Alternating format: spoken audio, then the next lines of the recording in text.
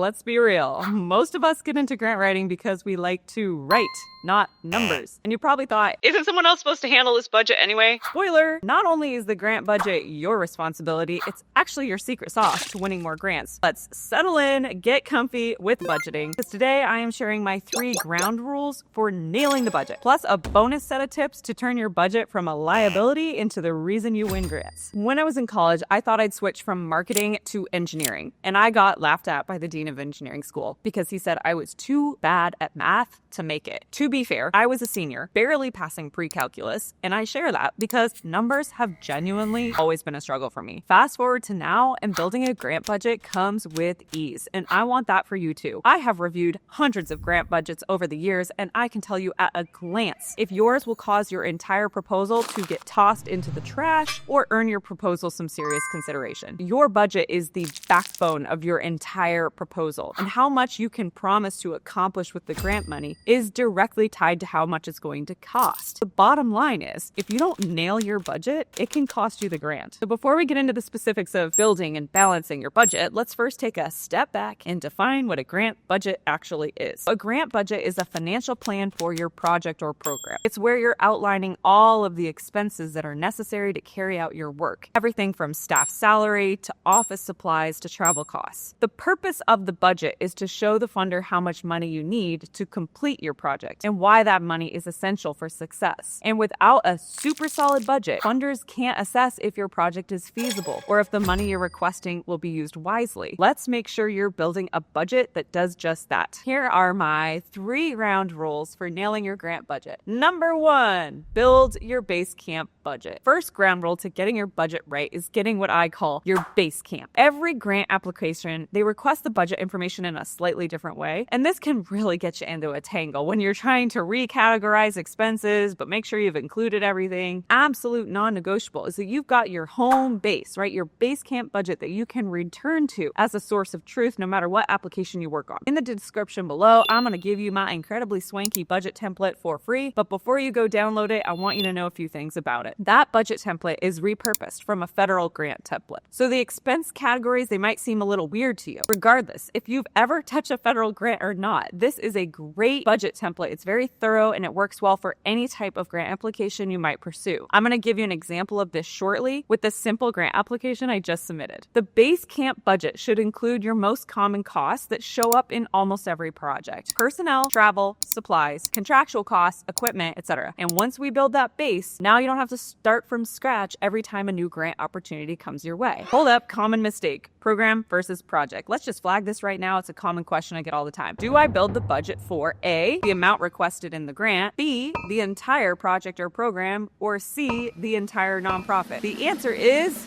B. Build your base camp budget for the entire project or program that you're working on getting funded. For example, I'm on the board of the Kennecott-McCarthy Recreation Alliance. It's supporting recreation in this gorgeous corner of the earth next to Wrangell St. Elias National Park. My base camp budget was just built around the cost of a new playground because that is the focus of my fundraising activities, not the entire KMRA budget. 2 is balancing your budget between costs and cost share, which is also known as match. This is really important you lock in on this. The second ground rule is that we have to balance them. This is the 100% the area I see most budgets make mistakes. I'm going to give you an example. You're seeing my budget template on the screen right now. Every tab that you see, with the exception of J, cost share, that's what adds up to all of your project and program costs. And often grants require match. So this is when basically you need to provide cash or in-kind donated time or materials outside of the grant money you're asking for. Anything you list for in the cost share tab must be accounted for in the budget. Let's say you're applying for a grant. They want 50% match. You got to come up with half of the project costs. Let's say I work on my budget. I got $5,000 of equipment needs. I have $45,000 I'm going to contract out. So my total budget's $50K. I need 50% match. That means I need $25,000 of match cost share, right? So I'm like, okay, cool, got it. I got $5,000 of cash. We'll donate $20,000 of our in-kind personnel time. You tally that up. Bam, there's $25K. That's 50% of this. I'm good, right? Bang! No, you're not. Here's the issue with this. I am listing in personnel, in-kind time here in my match, but I don't have it over in the budget. So to be accurate about this, I actually, I hate touching this. I didn't bring my,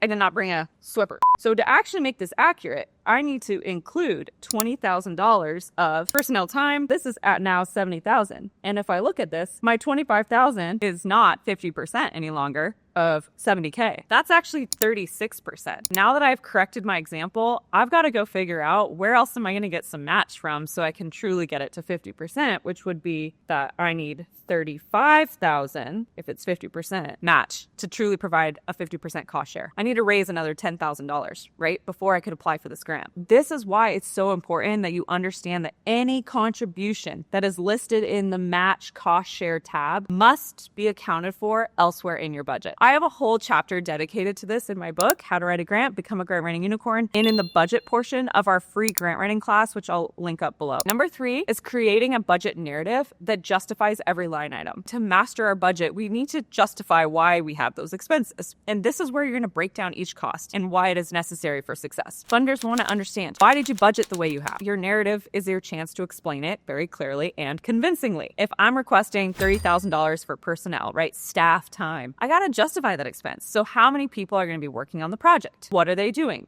How many hours are they working? What's their pay rate? And by answering these questions, I'm showing the funder that, hey, I have thought this through very well, and these are legit the people needed to make this project happen. A solid budget narrative isn't just about listing the expenses. It's about proving why, like, this expense is vital. This is where, if you're trying to figure out, like, how do I fund staff? This is a good place to put it. It's not just your project and program costs. Put your staff costs in here. Because without having a good budget narrative, a funder might doubt if your budget is realistic or necessary. I could go off on budget talk, and I do inside the Grant Writing Collective, because that's where myself or any of our other coaches are personally reviewing your budgets. We can give you that second set of eyes. But in the interest of time, I'm going to round out this video with a round robin of final tips to master your grant budget. Let's go. Quest quotes early and save that documentation in your project folder. If possible, review your budget with the funder so you can pinpoint what elements of the budget that they would be most excited to fund. Sometimes you can ask them, would you prefer to fund this or that? Include inflation if you're looking at a multi-year project to account for cost increases, especially lately. Get others to review your budget.